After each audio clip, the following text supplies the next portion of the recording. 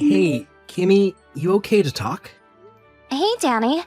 Oh, what's up? Yeah, no problem. Kinda unusual for you to be texting this late at night. Are you on the bus coming home or something? Yeah. I had something urgent to convey to you, so I figured I shouldn't waste any time. Something urgent? What's up? A local guy contacted me earlier this morning. Apparently, my ex-wife was seen snooping around her house the other day. Seriously? You mean Sandy? She was snooping around here? Why? Kinda weird. I really don't know. It's been 5 years since we broke up. What the hell would she want now? How did she even find out where we lived, for God's sake? Yeah, well, we're all high school classmates. This is a pretty small community. She probably picked it somewhere along the way. Didn't you used to exchange line messages with Sandy way back when? Yeah, about 4 years ago, I met her at a high school reunion. She approached me, wanting to exchange line IDs for old time's sake. She was really friendly and all, figured it wouldn't hurt. Actually, haven't heard from her since. Right, but maybe we should be vigilant? I have no idea what her motives are. Not sure if she'll approach you directly or through a friend. I have no idea, but I have a bad feeling about this. Alright, I'll keep that in mind. I'll have my brother come over and stay with us. He's doing remote work, so he's pretty flexible work-wise. Yeah, good idea. He's a good dude. Just got to my stop. I'll talk to you later. Alright, take care.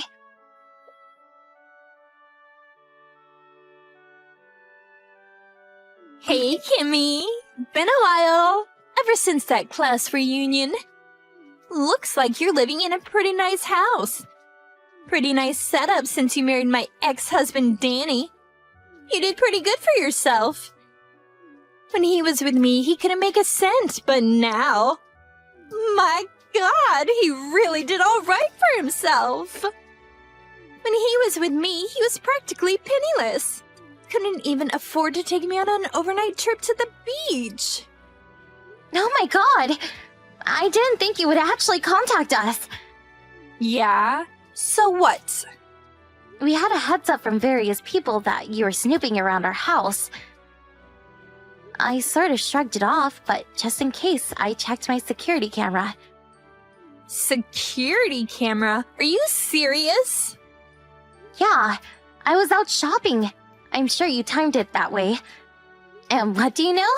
I see you snooping around and even peering into the window of our home like some burglar. Bustin', huh? Oh well. According to the camera footage, it seems you're snooping around once every 2 or 3 days. The neighbors were real suspicious. I really wish you would just stop. Yeah, well, I'm kinda enjoying myself, to be honest. What is it you want? I mean, it's been 5 years since you divorced Danny. And I haven't seen you since that reunion 4 years ago. What's up? If I didn't want something, I wouldn't have contacted you. Okay then. Come on. Say what you have to say and let's get this over with. Hold your horses. You were always so impatient. But I suppose it makes no difference if you're shocked now or shocked later. You'll still be shocked. Okay, here goes. I gave birth to Danny's child. Excuse me? Danny's child? Are we talking about my husband, Danny? Yeah, can you believe it? He's 3 months already. A friend is taking care of him today. That's the reason I was snooping around, as you put it. It was only because I wanted to tell Danny the good news. But he never seems to be home, and I can't seem to catch him on his way back from the office. Why are you telling me all this? What do you want me to do about it? Pardon me? Not the reaction I was expecting, but anyhow. The normal thing to do is ask that you divorce Danny so he can be with his child, but... I'm not that mean-spirited, despite what you think of me. Okay, what do you want? What I'm trying to say is that I'm not demanding that you divorce him, but instead... I want you to pay me $3,000 a month child support. Wait a sec. You want me to pay $3,000 a month in child support for a kid I have nothing to do with? And where did you come up with that amount? It seems a bit extreme. But I'm being reasonable here. I'm not demanding you divorce, Danny. I will endure the hardships of being a single mom just so you guys can maintain your happy marriage. Logical, don't you agree? You may think it's excessive, but considering the hardship of bringing up a child for years to come, it's a small price to pay. Besides, you're not working, right? You're a housewife. I'm sure divorce would spell disaster for you. Actually, I am working. Oh yeah, and also, I just happened to catch you in the act. A little incident where you brought a guy into the house when Danny was away. A guy? What are you... Wait, are you talking about my brother? Your brother? You have a brother? After we heard that a suspicious woman was snooping around our house, my brother offered to come over for a few weeks. You know, as a bodyguard of sorts. You sure know how to concoct a real whopper of a story. I can see right through it. Yeah, sure, big brother, a bodyguard. Please! Is that what you told your neighbors? So, with that said, I want $3,000 by the end of the week and on the first of every month going forward. Or else, I spill the beans about your sexual escapades with that guy. I know Danny makes in excess of $5,000 a month, so $3,000 is just a drop in the bucket for him. I'll send you my bank account info later, so I expect the first installment next week. Hey, Danny. Got the latest. Got a line message from Sandy this afternoon. Yikes. Are you serious? You didn't meet her face to face, did you? No way. I want to avoid that as much as possible. She probably tried, but my brother's here, and he's keeping a close eye on any suspicious people snooping around. I'm so glad he's here. Yeah, thank your brother for me. What a godsend. You know what she thought? She thought my brother was my secret lover I was bringing into my home. Can you believe it? You're not serious. She apparently wants money from us. Yeah, I figured as much. I'll send you the whole line conversation. The gal of this woman. Seems like she really got her signals crossed somewhere along the line. And I kept the conversation simple and made sure I didn't give away any private details. But I just want you to know that I trust you completely. I know you didn't do anything wrong. So rest assured. Thanks, I appreciate that. What the hell is this? Yeah, I know. Pretty pathetic, right? If the kid is 3 months old, that means I was meeting with Sandy about a year ago. That's right. Just that alone throws cold water all over her little scheme. She probably sent that line message not knowing all the details, but... I'm really sorry that this whole thing got blown out of proportion. I'll contact her folks and have them work it out with her. You think that will end it all? They apparently cut ties with her after we got divorced, but they said if she caused any trouble down the line, they said that I was welcome to call them for advice. It's been 5 years, but I guess it would have hurt to try. I'm sorry about all this, Kimmy. I hope you'll be a little more patient while I sort things out. I'll talk to my boss and see if I can get home. I can tell him it's an urgent family matter. That would be great. Take care.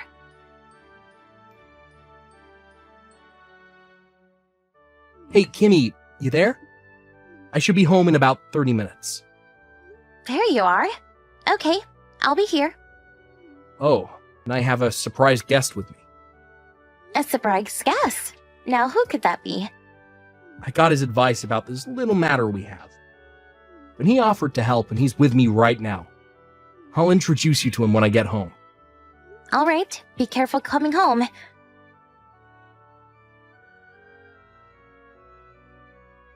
Hey, Sandy. Can we talk? Kimmy, I was just going to contact you. It's been a week since we last talked about that deposit. Did you get that done? I sent you the bank details right afterward. You got it, didn't you? Yeah, that's what I wanted to talk to you about. I tried depositing it today, but got an error. Could we meet in person, and then I can hand over the cash directly? What do you say? Huh? What are you talking about? An error? Yeah, not sure what the problem was. Tried it over and over. No dice. I can withdraw money, no problem, but when I try depositing, it just freezes up for some reason. I have the cash on me now. Why don't you hop on over here? And I'll hand it directly to you. How's that? I'll just hand it to you at the front door. You know where I live, right? It'll just take a minute. Kind of a hassle, but yeah, okay. I'm on my way.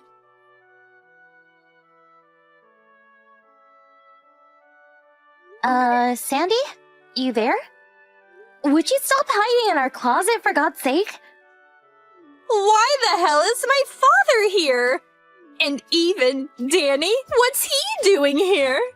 Hey, and where's my 3,000 bucks? You promised to hand it over. Sorry, don't have it. Simply used as bait to lure you over here, and you fell for it. Excuse me? Why? Your whole story? We know all about what really happened. Pardon me? What are you talking about? No what? Like I said from the very beginning, the kid is Danny's, and that's a fact. You say your kid is 3 months old. That would mean Danny would have been with you a year or so ago. But that doesn't make sense because he was away on a business trip then. He wasn't in the country for like 2 years. And just so you're aware, I work remote, so I was with him overseas the whole time. We only returned 2 months ago. But Danny had to take care of the other business projects, so he wasn't able to come home with me. What? Excuse me? He's staying in the city at a monthly apartment hotel until they find someone to replace him. We decided that I should return ahead and get the new house ready. We still don't have furniture or any kitchen items. The house was only finished a month ago. That's why I was never able to meet with Danny. Looks like you're starting to see the picture. That kid you say is Danny's? Actually, he's your lover's baby, right? No, that's not true. He's really... Sorry, Sandy. It's all common knowledge now. We checked up on you. There's no denying it. Are you serious? You checked up on me? The reason why you tried to swindle us out of $3,000 a month was because after you divorced Danny, you immediately remarried. But soon after your husband caught you cheating on him, and he ended up divorcing you, that was about a month ago. You had to pay him a settlement on a monthly basis. Your intention was to use part of that $3,000 to pay your ex off and use the rest for living expenses. Today was supposed to be your first payday. Figured I dangled that $3,000 in front of you, you'd come running. You set me up! How could you, you swindler? I don't deserve that from a cheat like you. A cheat, huh? Look who's talking. That gives me no other option but to spill my guts about your husband. If I'm going down, I'm going to drag you down with me. I have a photo of you sneaking a guy into the house. A photo does not lie. You asked for this. You should have never set me up like you did. Are you talking about the guy you said I was having sexual escapades with? Yeah, that's right. The short-haired, muscular guy. Just your type. I'm pretty sure I heard you call him Brandon. Yeah, Brandon. That's my brother. Don't start that again. That's the silly excuse I've ever heard. What can I say? He's my brother. How else can I explain it? You probably don't know him because he went to a private school out of state. He only came home occasionally. But since graduating, we have normal family ties. Danny knows as well. One look at that photo you have and it will clarify everything. Let's see the photo already. Are you serious? He's your brother? Yep, I can call it and have him come over if you like. As for your kid, your folks said that they will raise them as their own. Who told them they can do that? Besides, my child support payments. What happens to that? I have no idea. Well, now that we know your little scheme has been shut down, would you please get the hell out of our closet? No, I'm not coming out! Kinda ingenious the way you broke the handle off so we can't pull it open from the outside. Suppose we're just going to have to come in another way. Oh yeah, that closet? It's not a walk-in type, it's a walk-through type. There's another door on the other side. What? Another?